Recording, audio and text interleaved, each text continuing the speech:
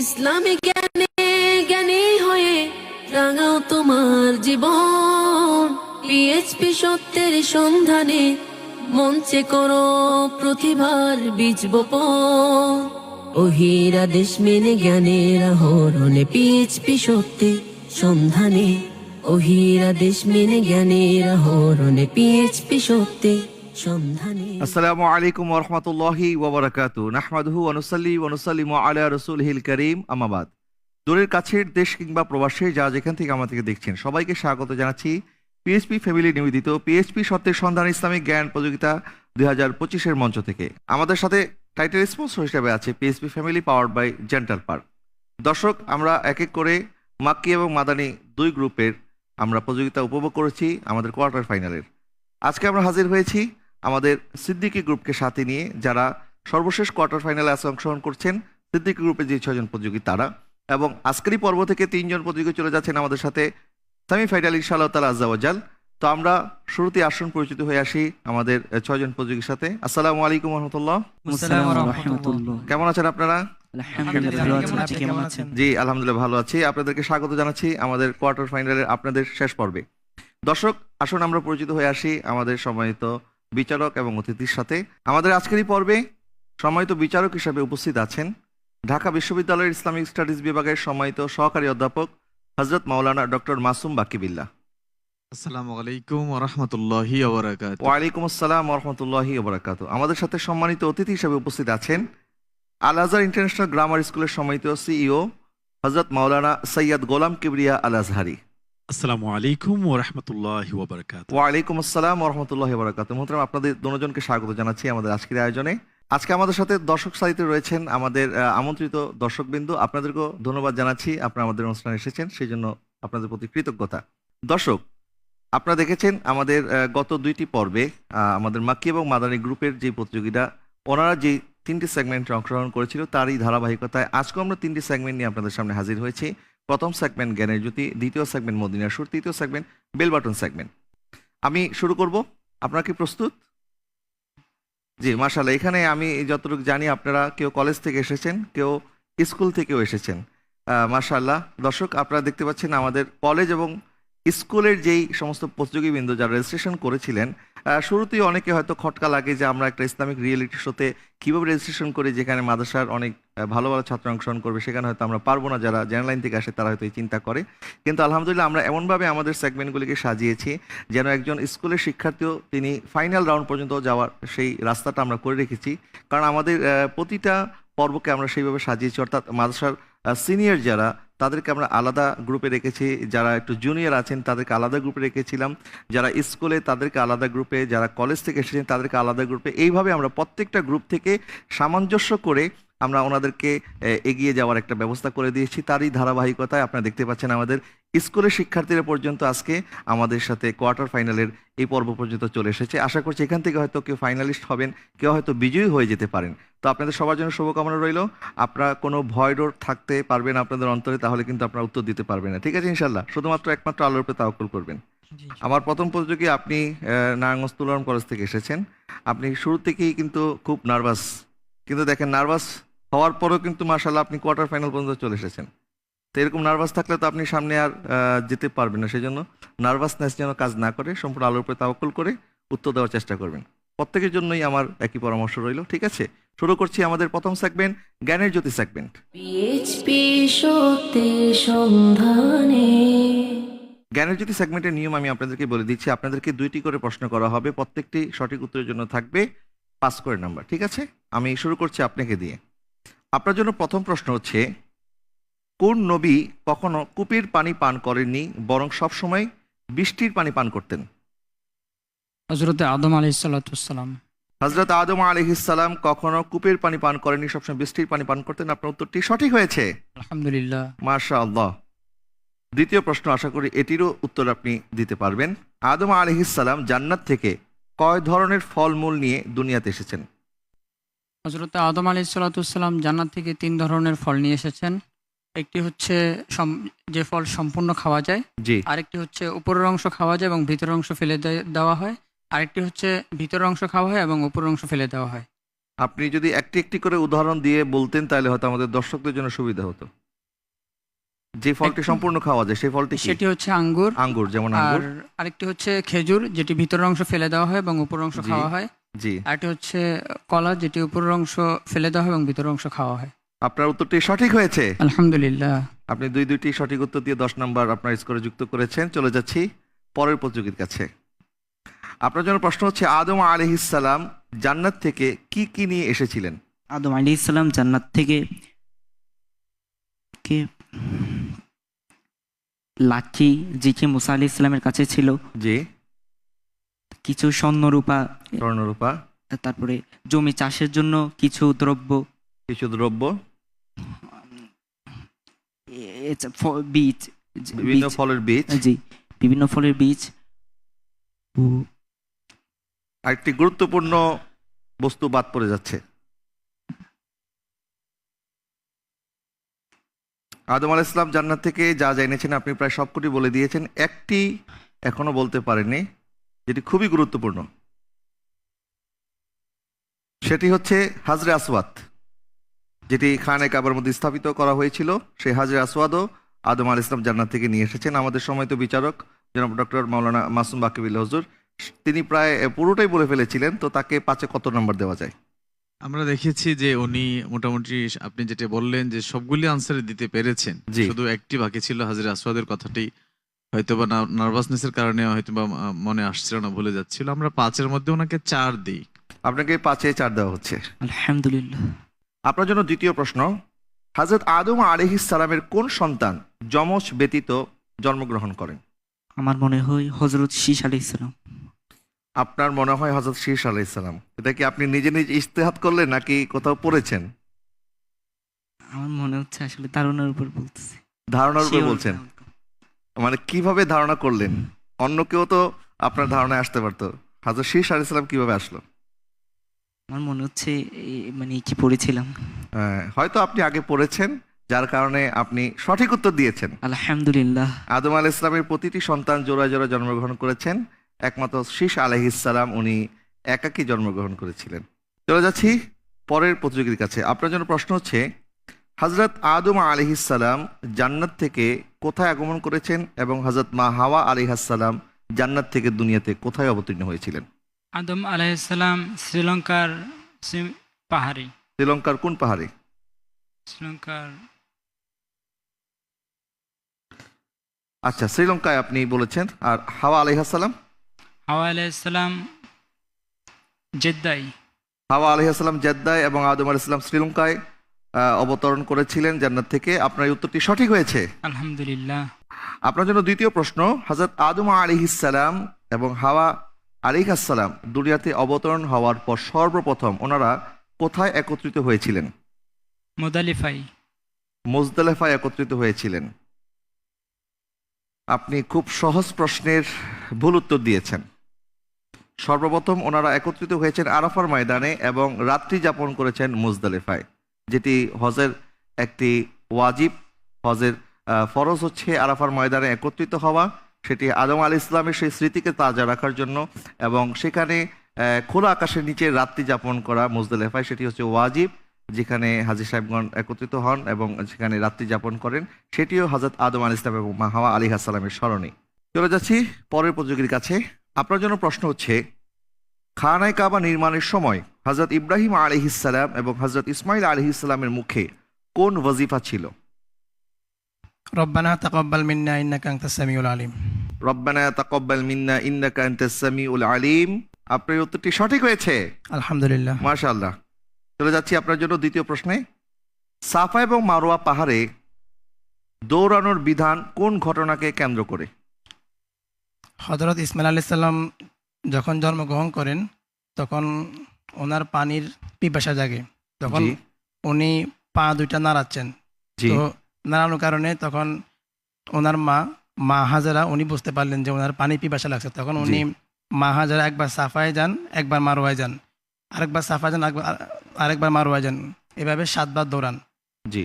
এজন্য অর্থাৎ হাজরা আলাইহিস সালাম সন্তানের জন্য পানির জন্য যে দৌড়াদৌড়ি করেছেন জি। এবং ওনাদের এই স্যাক্রিফাইসটা ছিল মূলত আল্লাহ সুবহানাহু ওয়া তাআলার উদ্দেশ্যে।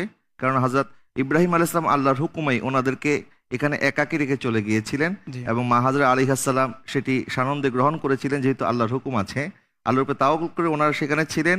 পানির পিপাসায় যখন হযরত ইসমাইল আলাইহিস সালাম কাতর ছিলেন, হযরতে মা হাজরা আলাইহিস সালাম পানির সঙ্গে দৌড়াদৌড়ি করছিলেন। অতঃপর যখন হযরত ইসমাইল আলাইহিস সালামের পায়ের আঘাতে পানি সেখান থেকে প্রবাহিত উৎপন্ন হয়। হয়েছে, জি। হযরত মা হাজরা আলাইহিস সালাম দৌড়ে এসে তখন পানিকে থামানোর জন্য বলেছিলেন জমজম, জমজম। অর্থাৎ তুমি থামো থামো। সেখান থেকে জমজমের এই পানির উৎপত্তি, যেটা এখনো প্রবাহমান আজকে পর্যন্ত, এক মুহূর্তের জন্য যেই কূপের পানি কখনো বন্ধ হয়নি। আপনার উত্তরটি সঠিক হয়েছে। আলহামদুলিল্লাহ। আমি পরবর্তী প্রতিযোগীর কাছে যাওয়ার আগে আমাদের সম্মানিত বিচারক হযরত মাওলানা ডক্টর মাসুম বাকিবিল্লাহ হুজুর কাছে একটি বিষয় আসলে জানতে চাই। এই যে হজের যে ঘটনাগুলি আমরা দেখি, হজের যে বিধানাবলী, প্রত্যেকটা বিধানাবলীর পিছনে কোনো না কোনো নবী রসুলদের অথবা আল্লাহর প্রিয়ভাজন বান্দিনী বান্দাদের স্মৃতি বিজড়িত। তো এই যে নবী রসুলদের ঘটনাগুলি স্মরণ করা এবং সেইগুলিকে স্মৃতি হিসাবে ধরে রাখা এবং সেখান থেকে শিক্ষা অর্জন করার একটি গুরুত্ব আল্লাহ পাক আমাদেরকে বুঝিয়েছেন। এই বিষয়টার গুরুত্ব আপনি যদি আরেকটু ব্যাখ্যা করে বলেন। আলহামদুলিল্লাহ রাব্বিল আলামিন ওয়াসসালাতু ওয়াসসালামু আলা আশরাফিল আমবিয়া ওয়াল মুরসালিন ওয়া আলা আলিহি ওয়া আসহাবি আজমাইন। আপনি চমৎকার করে বলছিলেন, আসলে পুরো হজের প্রত্যেকটি আহকাম এবং আরকান যেগুলো আছে, ফরজ ওয়াজিব যে ব্যাপারগুলি, প্রত্যেকটি আমরা দেখি তার পেছনে কোনো না কোনো নবী এবং রসুলের ঘটনাকে স্মরণ করে তার পুনরাবৃত্তি, এবং সেটি কিয়ামত পর্যন্ত যেন মানুষ সেটিকে মনে রাখে, সেটি পারফর্ম করে, বাস্তবায়ন করে। এটি কিন্তু হজের বিধানের মধ্যে রেখে আল্লাহ পাক সেটিকে কন্টিনিউ করাচ্ছেন আমাদেরকে দিয়ে। তো এটির অনেকগুলো কারণ হতে পারে। এর মধ্যে একটি হচ্ছে যে আল্লাহ রাব্বুল আলামিন এর সৃষ্টি জগতের মধ্যে সবচেয়ে দামি সৃষ্টি হচ্ছে তার নবী এবং রসুলগণ। ওনারা সবচেয়ে দামি এবং মূল্যবান সৃষ্টি, সেরা সৃষ্টি ওনারা। তো ওনাদের কর্মপদ্ধতি এবং কাজগুলি যেন পৃথিবীবাসী স্মরণ রাখে, যেহেতু ওনারা হচ্ছেন প্রতিনিধি, আল্লাহর প্রতিনিধি, এটি একটি বড় বিষয়। আরেকটি হচ্ছে যে নবী রাসূলগণ এবং আল্লাহর প্রিয় বান্দা যারা, তাদের স্মরণ করা, এটি মূলত আল্লাহরই স্মরণ করা। যেমন আমরা দেখি, আমরা সূরা ফাতিহা যেটি পড়ি, এই সূরা ফাতিহা এত দামি একটি সূরা, যেই সূরা নাজিল হওয়ার পরে ইবলিস এটার এতে কান্না করেছিল। তো এই সূরা ফাতিহার একটি গুরুত্বপূর্ণ পার্ট হচ্ছে আল্লাহ বলছেন যে তোমরা আমার কাছে সিরাতে মুস্তাকিমটা খোঁজো, ইহদিনাস সিরাতাল মুস্তাকিম। এবং এর পরের আয়াত সিরাতে মুস্তাকিমের ব্যাখ্যা আল্লাহ নিজেই করছেন, সিরাতাল্লাযিনা আনআমতা আলাইহিম, অর্থাৎ সরল সঠিক পথ যেটি আমি আল্লাহর কাছে পৌঁছানোর যে পথ, এই পথটি হচ্ছে আমার সেই সমস্ত বান্দাদের পথ যারা আমার প্রতিনিধি, যাদের উপর আমার নিয়ামত বর্ষিত হয়েছে, যারা আমার খুব কাছের, যারা আমার নৈকট্য পেয়েছে, আমার পছন্দের, আমার মাহবুব যারা, তাদের এই যে মাহবুবিয়তের পছন্দের যে বান্দারা, তাদের মধ্যে সর্বশ্রেষ্ঠ জায়গায় যারা আছেন জি তারা হচ্ছেন নবী এবং রসুলগণ, তারপরে সিদ্দিকগণ, সোহাদাগণ, আউলিয়া সালেহীন, মুহসিনিনগণ, ওনারা এর পরবর্তীতে আছেন। জি তো সেই জন্য আমরা দেখি যে পরবর্তী নবী রাসূলগণ, বিশেষ করে কোরআন মাজিদে আমরা দেখি মূসা আলাইহিস সালাম, ঈসা আলাইহিস সালাম, তারপরে ইয়াহিয়া, আদম আলাইহিস সালাম, ইব্রাহিম আলাইহিস সালাম, ওনাদের নাম সহ ওনাদের বিভিন্ন ঘটনা কিন্তু আল্লাহ বর্ণনা করেছেন। জি এবং সেই সমস্ত ঘটনাদেরকে আমাদেরকে আল্লাহ শিখাচ্ছেন যে এটি ভালো, এটি মন্দ, এটি করা যাবে না, এটি করা যাবে।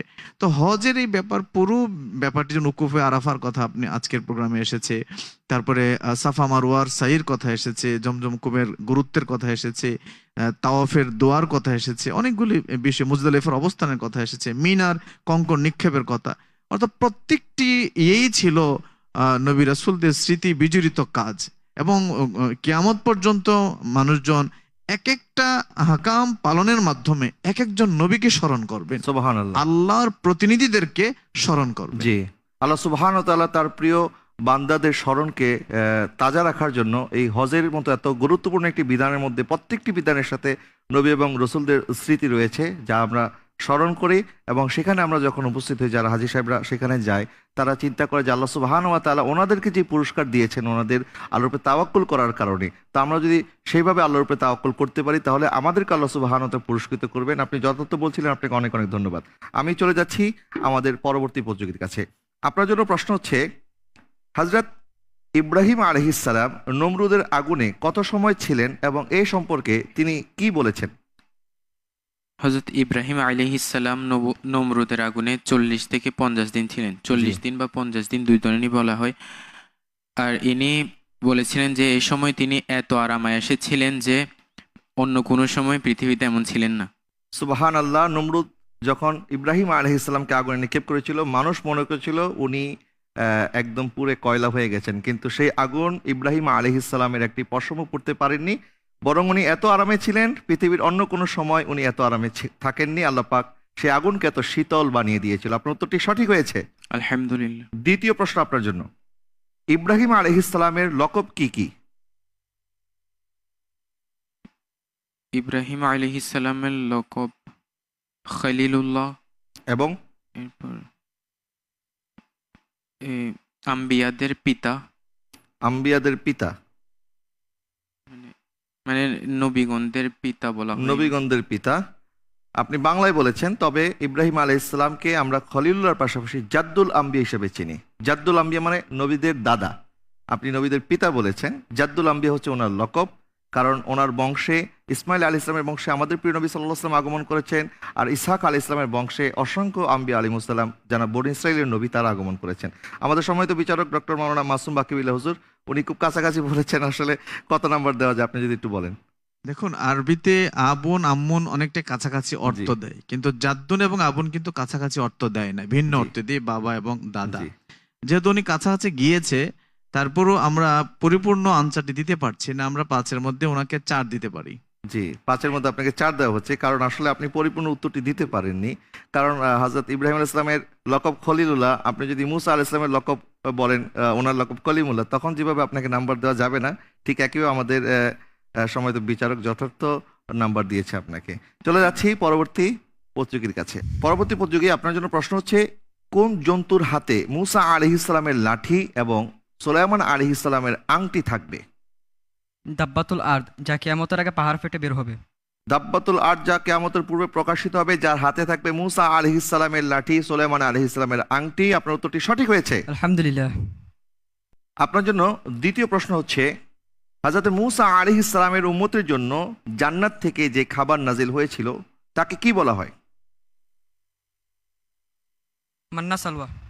মান্না সালওয়া বলা হয়। আপনার উত্তরটি সঠিক হয়েছে, আলহামদুলিল্লাহ। মাশাআল্লাহ। দর্শক, আমরা আমাদের আজকের কোয়ার্টার ফাইনালের প্রথম সেগমেন্টটি শেষ করেছি, দ্বিতীয় সেগমেন্টটি শুরু করছি। দ্বিতীয় সেগমেন্টের নাম হচ্ছে মদিনা সুর সেগমেন্ট। পিএইচপি সত্যের সন্ধানে। শুরু করছি মদিনা সুর সেগমেন্ট। আর এই সেগমেন্ট আমাকে সাহায্য করার জন্য মঞ্চে আমন্ত্রণ জানাচ্ছি বিশিষ্ট নাতখা মাওলানা মোহাম্মদ মহিউদ্দিন তানভীরকে। পিএইচপি সত্যের সন্ধানে মঞ্চে করো প্রতিভার বীজ আসসালামু আলাইকুম। ওয়ালাইকুম আসসালাম। কেমন আছেন? আলহামদুলিল্লাহ, আপনি কেমন আছেন? আলহামদুলিল্লাহ ভালো আছি। জাযাকাল্লাহ। আমি এই সেগমেন্টের নিয়মটি আপনাদেরকে বলে দিচ্ছি। আমি প্রথমে আপনাদেরকে একটি লাইন করে বলবো, আপনাদেরকে দ্বিতীয় লাইন বলতে হবে, এটি কোন হামদ, নাত বা গজলের। ঠিক আছে, আমি শুরু করছি আপনাকে দিয়ে। আপনার জন্য প্রথম লাইন হচ্ছে, তোমার উম্মত হতে চেয়েছিল সকল নবী।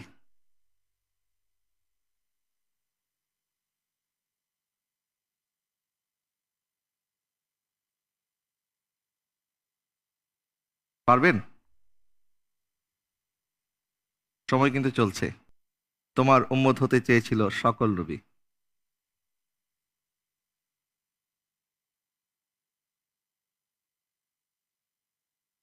জি, আপনি একটু বলে দিন।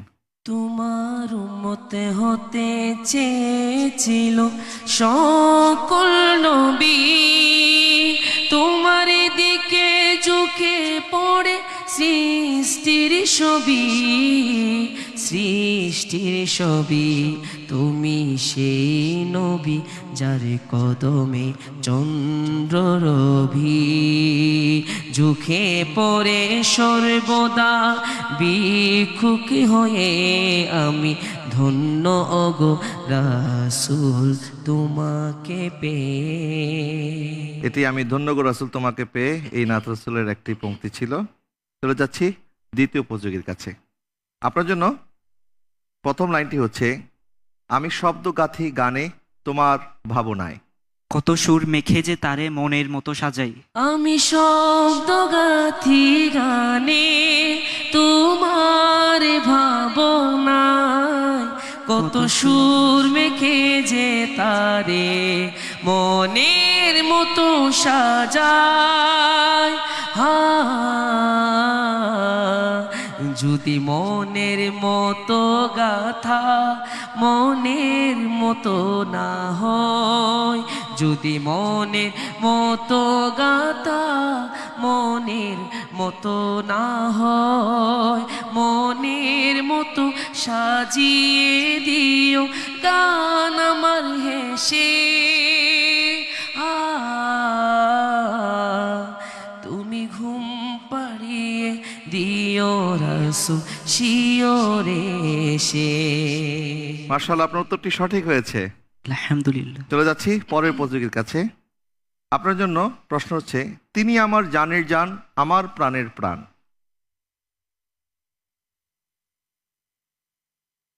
তাকে হারালে হারাবো আমি দুজাহান। তিনি আমার জানের জান, আমার প্রাণের প্রাণ, যাকে হারালে হারাবো আমি দুজাহান, যাকে হারালে হারাবো আমি দুজাহান। তাহার নামে না নিলে ও মদিনা,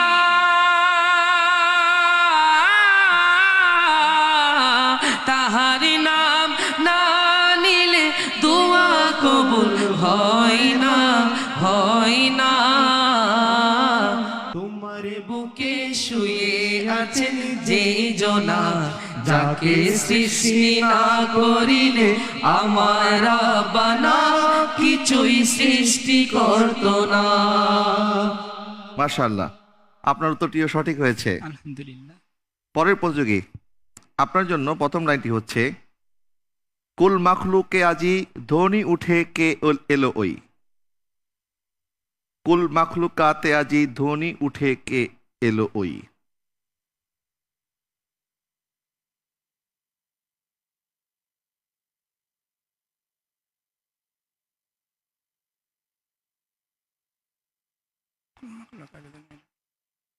আপনি কি আরো সময় নিতে চাচ্ছেন?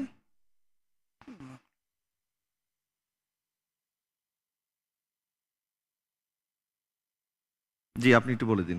কুল মখলুকে আজি ধ্বনি উঠে কে এলো ওই, কালিমা শাহাদাতের বাণী ঠোঁটে কে এলো ওই, খুদার জ্যোতি পেশানিতে ফুটে কে এলো ওই, আকাশ গ্রহ তারা পরে লোটে কে এলো ওই, পরে দরুতে ফেরেশতা বেহেশতে সব দুয়ার খুলে তোরা দেখে যা, আমেনা মায়ের কোলে তোরা দেখে যা, আমেনা মায়ের কোলে।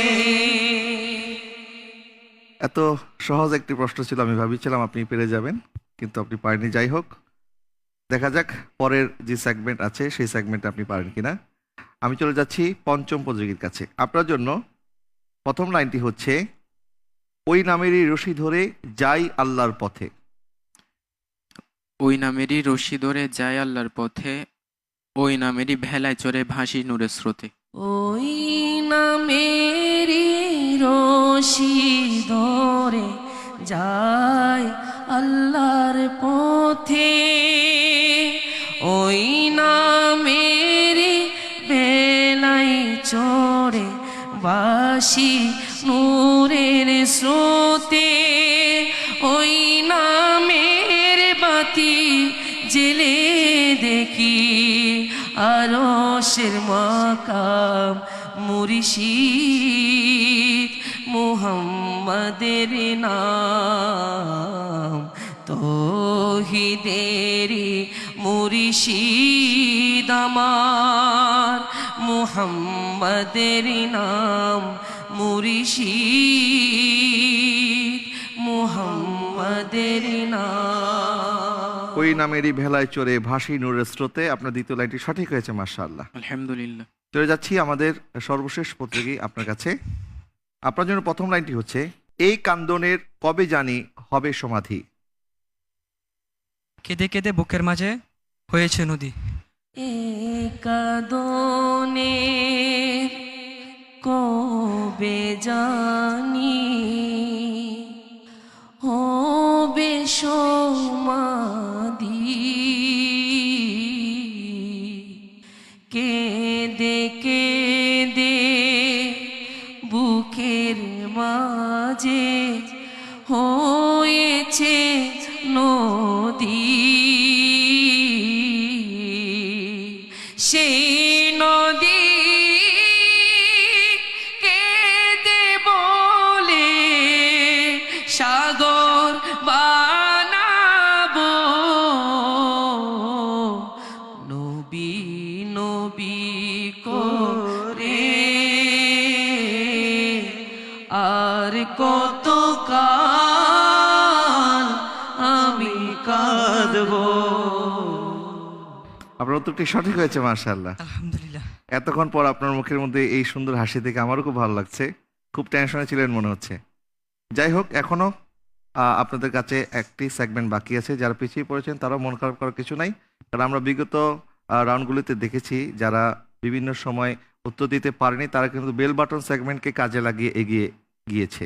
তো আপনারাও আশা করছি বেল বাটন সেগমেন্টের ফায়দা হাসিল করতে পারবেন। তো মোহাম্মদ মহিউদ্দিন তানভীর, আপনাকে অনেক ধন্যবাদ আমাদেরকে সময় দেওয়ার জন্য। আসসালামু আলাইকুম রাহমাতুল্লাহ। পিএইচপি সত্যের সন্ধানে মঞ্চে করো প্রতিভার বীজ। দর্শক, আমরা একে করে দুটি সেগমেন্ট শেষ করলাম। আমাদের বেল বাটন সেগমেন্টটি বাকি রয়েছে। এই বেল বাটন সেগমেন্টটি হয়তোবা অনেকের জন্য সফলতার সিঁড়ি হয়ে যেতে পারে, কারণ আমরা দেখেছি যে এই বেল বাটন সেগমেন্টকে কাজে লাগিয়ে অনেক প্রতিযোগী যারা কম স্কোর অর্জন করেছিল পূর্বে, তারপরে আবার তারা ফিরে এসেছে। তারা খুব হাড্ডাহাড্ডিভাবেই কিন্তু লড়ে অন্যদেরকে পিছনে ফেলে তারা এগিয়ে গিয়েছে। আশা করছি আপনারাও তার ব্যতিক্রম হবে না। আশা করি আপনারা সবাই প্রস্তুত থাকবেন বেল বাটনে এই রাউন্ডে যেন, এই পর্বে যেন আপনারা খুব ভালোভাবে স্কোর আপনাদের স্কোর বোর্ডে জমা করতে পারেন। সেই জন্য আশা করি সবাই সচেষ্ট থাকবে। শুরু করছি বেল বাটন সেগমেন্ট। পিএইচপি সত্যের সন্ধানে। বেল বাটন সেগমেন্টের নিয়ম আমি বলে দিচ্ছি। আমি সর্বমোট 6টি প্রশ্ন করব। যিনি আগে প্রেস করতে পারবেন তিনি উত্তর দেওয়ার সুযোগ পাবেন, আর উত্তর সঠিক হলে 5 নাম্বার পাবেন, উত্তর ভুল হলে কিন্তু 5 নাম্বার মাইনাস হয়ে যাবে। সুতরাং মাইনাস যেন না হয় সেদিকে খেয়াল রাখতে হবে। আমরা কিন্তু গত পর্বে দেখেছি আমাদের একজন শিক্ষার্থী বন্ধু যিনি খুব ভালো পারফর্ম করছিলেন, কিন্তু বেল বাটন সেগমেন্টে এসে উনি একটি ভুল প্রেসের কারণে ওনার 5টি নাম্বার মাইনাস হয়ে গিয়েছিল, যার কারণে উনি বাদ পড়ে গেছেন। তো ওই ভুল প্রেসটা যদি উনি না করতেন তাহলে কিন্তু ওনার নাম্বারও মাইনাস হতো না, উনি আমাদের সাথে সেমিফাইনাল পর্যন্ত যেতে পারতেন। তো আপনারা আশা করছি সেই ভুল করবেন না। উত্তরটি সঠিকভাবে জানা থাকলেই কেবলমাত্র আপনি প্রেস করবেন, ঠিক আছে? শুরু করছি বেল বাটন সেগমেন্ট। প্রথম প্রশ্ন আপনাদের জন্য, হযরত বেলাল রাদিয়াল্লাহু তাআলা আনহুকে কে মুক্ত করে দিয়েছেন? জি, আপনি বলেন। হযরত আবু বকর সিদ্দিক রাদিয়াল্লাহু তাআলা আনহু। হযরত আবু বকর সিদ্দিক রাদিয়াল্লাহু তাআলা আনহু। আপনি কি শিওর? জি। হযরত আবু বকর সিদ্দিক রাদিয়াল্লাহু তাআলা আনহু হযরত বেলাল রাদিয়াল্লাহু তাআলা আনহুকে ক্রয় করে মুক্ত করে দিয়েছিলেন। আপনার এই উত্তরটি সঠিক হয়েছে। আলহামদুলিল্লাহ। মাশাআল্লাহ, মাশাআল্লাহ। দ্বিতীয় প্রশ্ন, হযরত সাইয়েদনা আবু বকর সিদ্দিক রাদিয়াল্লাহু তাআলা আনহু কিসের ব্যবসায় জড়িত ছিলেন? জি, কাপড়ের ব্যবসায়। কাপড়ের ব্যবসা করতেন। আপনার উত্তরটি সঠিক হয়েছে। আলহামদুলিল্লাহ। তৃতীয় প্রশ্ন, হযরত আবু বকর রাদিয়াল্লাহু তাআলা আনহুর খেলাফতকালে কোষাগারের দায়িত্বে কে ছিলেন? জি, আপনি। হযরত ওসমান রাদিয়াল্লাহু তাআলা আনহু। হযরত আবু বকর সিদ্দিক রাদিয়াল্লাহু তাআলা আনহু খেলাফতকালে কোষাগারের দায়িত্বে ছিলেন ওসমান রাদিয়াল্লাহু তাআলা আনহু। আপনি কি শিওর? জি।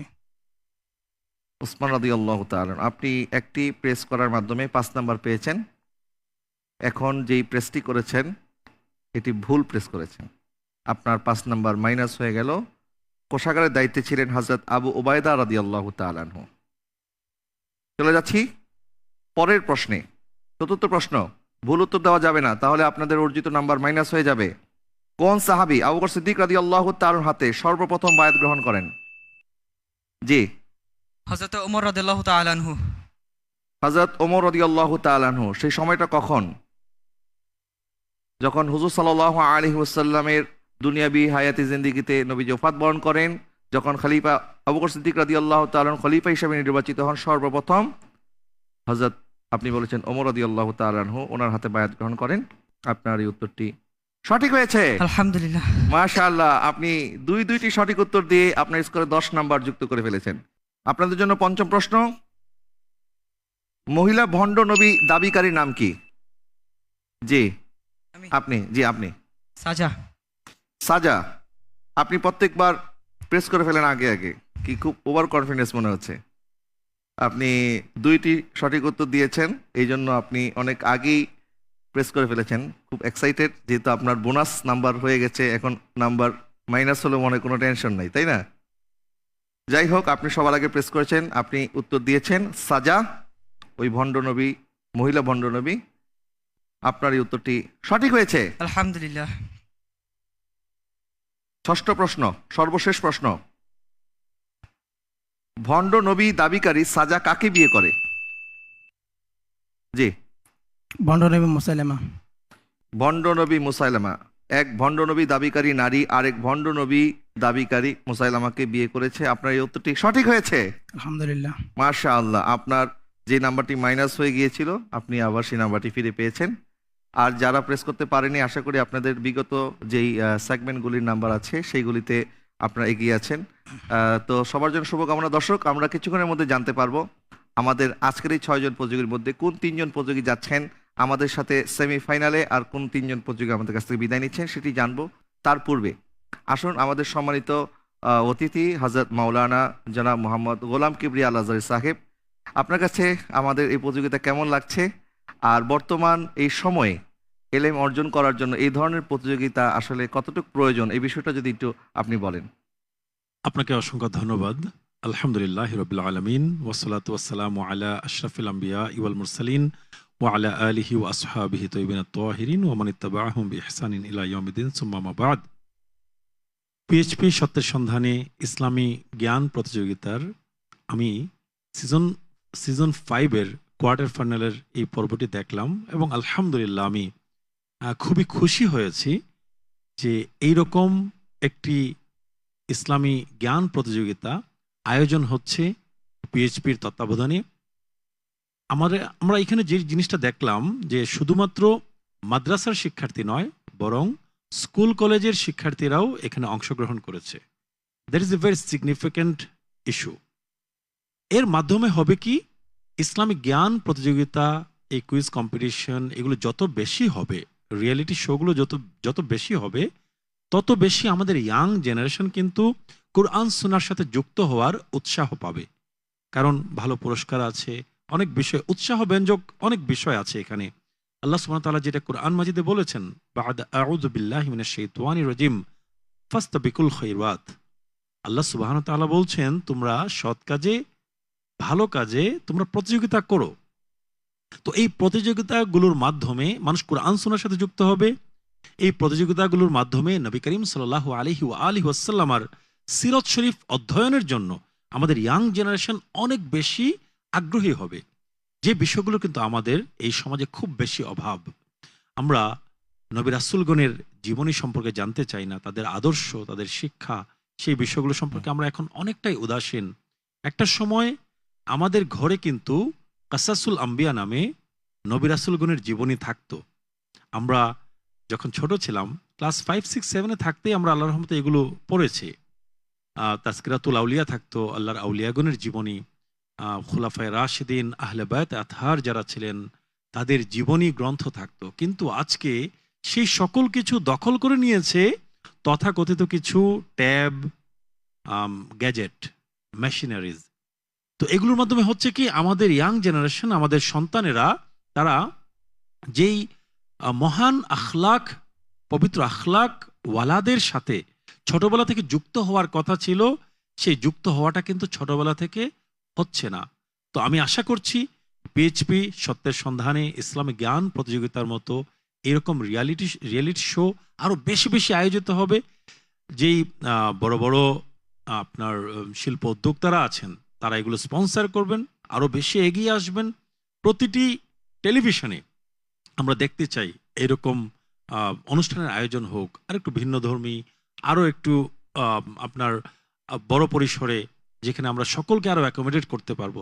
এর মাধ্যমে আমরা আমাদের ইয়াং জেনারেশনকে কিন্তু কোরআন সুন্নাহর সাথে যুক্ত করতে পারবো, নবী করিম সাল্লাল্লাহু আলাইহি ওয়া আলিহি ওয়াসাল্লামার মোহাব্বত ভালোবাসার সাথে যুক্ত করতে পারবো, আল্লাহ সুবহানাহু ওয়া তাআলার আনুগত্যের সাথে যুক্ত করতে পারবো, আহলে বায়তে আতহার খুলাফায়ে রাশিদিন সাহাবায়ে কেরাম আল্লাহর আউলিয়াগণের যে সঠিক শিক্ষা আছে, তাদের রীতিনীতি পদ্ধতি আছে এবং তাদের জীবনের যে ইন্টারেস্টিং বিষয়গুলো আছে জি। সেই বিষয়গুলো সম্পর্কে আমরা সকলে জানতে পারবো, আমাদের দর্শকেরা জানতে পারবেন। এগুলো আরো বেশি বেশি হোক, আমি পিএইচপি সত্যের সন্ধানের শুভকামনা আমি জানাচ্ছি। এই প্রোগ্রাম প্রতি বছর রমাদানে এসে আমাদের চিন্তার খোরাক, জ্ঞানের খোরাক দিক, এই কামনা রইল। আল্লাহ সুবহানাহু ওয়া তাআলার কাছে দোয়া করি। সবাইকে ধন্যবাদ। জাযাকুমুল্লাহু খাইরান। আসসালামু আলাইকুম ওয়া রাহমাতুল্লাহ। ওয়ালাইকুম আসসালাম ওয়া রাহমাতুল্লাহ। মোহতারাম, আপনাকে অনেক অনেক ধন্যবাদ। দর্শক, আমরা জানবো আমাদের আজকের এই পর্বের 6 জন প্রতিযোগী কারা কেমন ফলাফল অর্জন করেছে। সেই সাথে আমাদের এই 6 জন প্রতিযোগী ইতিপূর্বে আরও একটি কোয়ার্টার ফাইনালের পর্বে অংশগ্রহণ করেছিল। এই 2 পর্বের সম্মিলিত ফলাফলে কোন 3 জন চলে যাচ্ছে আমাদের সাথে সেমিফাইনালে, আর কোন 3 জন আমাদের সাথে যেতে পারছে না, আমরা তাদের নাম জানবো। তবে তার পূর্বে একটি নাত রাসূল পরিবেশন করার জন্য মঞ্চে আমন্ত্রণ জানাচ্ছি বিশিষ্ট নাতখা মোহাম্মদ শহীদুল ইসলামকে। মঞ্চে আসছে মোহাম্মদ শহীদুল ইসলাম। পিএইচপি সত্যের সন্ধানে মঞ্চে করো প্রতিভার বীজ বপন। আসসালামু আলাইকুম ওয়া রাহমাতুল্লাহ। ওয়ালাইকুম আসসালাম ওয়া রাহমাতুল্লাহ। কেমন আছেন? আলহামদুলিল্লাহ, আপনি কেমন আছেন? আলহামদুলিল্লাহ ভালো আছি। আপনি একটি নাত রাসূল পরিবেশন করুন ইনশাআল্লাহ। পিএইচপি সত্যের সন্ধানে। वो शहरे मुहाब्बत जहाँ मुस्तफा है, वही घर बनाने को दिल चाहता है। वो शहरे मुहाब्बत जहाँ मुस्तफा है, वही घर बनाने को दिल चाहता है। वो सोने से कंकर, वो चांदी से माठी, जहाँ जाल उठाने को दिल चाहता है। जो पूछा नबी ने कि कुछ घर पे चौड़ा, तो सिद्दीक़ अकबर के होठों पे आया। जो पूछा नबी ने कि कुछ घर पे चौड़ा, तो सिद्दीक़ अकबर के होठों पे आया। वहाँ मालो दौलत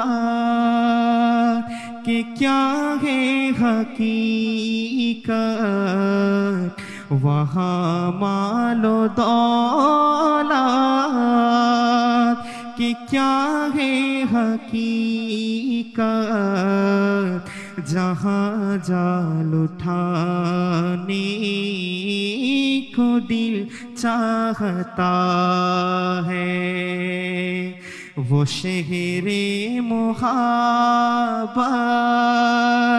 जहाँ मुस्तफा है, वही घर बनाने को दिल चाहता है। सितारों से ये चाँद कहता है हर दम, तुम्हें क्या बताओ वो टुकड़ों का आलम। सितारों से ये चाँद कहता है हर दम, तुम्हें क्या बताओ वो टुकड़ों का आलम। इशारे में आका के इतना मजा था, इशारे में आका का इतना मजा था कि फिर टूट जाने को दिल चाहता है। वो शहरे मुहाबत जहाँ मुस्तफा है, वही घर बनाने को दिल चाहता है। वो सोने से कंकर, वो चांदी से माटी, जहाँ जाल उठाने को दिल चाहता है। আসসালামু আলাইকুম ওয়া রাহমাতুল্লাহি ওয়া বারাকাতুহু। ওয়ালাইকুম আসসালাম ওয়া রাহমাতুল্লাহি ওয়া বারাকাতুহু। আপনাকে অনেক অনেক ধন্যবাদ। শুকরিয়া। পিএইচপি সত্যি সন্ধানে। দর্শক, আমি জানিয়ে দিচ্ছি আমাদের আজকেরই পর্বে 3টি সেগমেন্টে আমাদের প্রতিযোগীরা কারা কেমন ফল অর্জন করেছে। মোহাম্মদ মাজহারুল ইসলাম চৌধুরী পেয়েছে 10 নাম্বার, মোহাম্মদ সিরাজুল মুস্তফা রোশন পেয়েছে 14 নাম্বার, মোহাম্মদ শহীদুল ইসলাম পেয়েছে 10 নাম্বার, মোহাম্মদ KAFF ইমামউদ্দিন পেয়েছে 15 নাম্বার, মোহাম্মদ শাহরিয়ার হোসেন অভি পেয়েছে 14 নাম্বার, মোহাম্মদ আরিফ পেয়েছে 30 নাম্বার। এখন আপনাদেরকে আমি জানিয়ে দেব আমাদের কোন 3 জন প্রতিযোগী আমাদের সাথে যাচ্ছেন সেমিফাইনালে। আপনারা দেখেছেন আমাদের একজন প্রতিযোগী যিনি বেল বাটনে 3টি প্রশ্নের উত্তর দিয়ে 15 নম্বর অর্জন করেছেন, যিনি কিন্তু আসলে প্রথম যেই কোয়ার্টার ফাইনালটিতে তিনি অংশগ্রহণ করেছিলেন সেই কোয়ার্টার ফাইনালের ওনার নাম্বার ছিল মাত্র 9 নাম্বার। এই পর্বে যদি আমরা সেই 15 নাম্বার ওনাকে দিতে না পারতাম, অর্থাৎ তিনি যদি এই 15 নাম্বার অর্জন করতে না পারতেন, তাহলে তিনি পেতেন 24 নাম্বার। কিন্তু তিনি 3টি সঠিক উত্তর দিয়ে বেল বাটনে এগিয়ে গিয়ে উনি হয়ে গেছেন আজকের এই পর্বের সর্বোচ্চ নাম্বারধারী মোহাম্মদ আরিফ। আপনি পেয়েছেন 39 নাম্বার, আপনি যাচ্ছেন আমাদের সাথে সেমিফাইনালে। মাশাআল্লাহ। মোহাম্মদ আরিফ স্কুল থেকে এসেছে, তিনি 3টি সঠিক উত্তর দিয়েছে বেল বাটনে এবং এর মাধ্যমে উনি এগিয়ে গিয়েছেন। আমি ঘোষণা করছি দ্বিতীয় স্থান অর্জন করে যিনি আমাদের সাথে যাচ্ছেন সেমিফাইনালে, তিনি হচ্ছেন মোহাম্মদ সিরাজুল মুস্তফা রোশন। আপনি পেয়েছেন 29 নাম্বার। এবং আমাদের তৃতীয় প্রতিযোগী তিনিও একই নাম্বার পেয়েছেন 29, তিনি হচ্ছেন মোহাম্মদ শাহরিয়ার হোসেন অভি। আপনিও যাচ্ছেন আমাদের সাথে সেমিফাইনালে।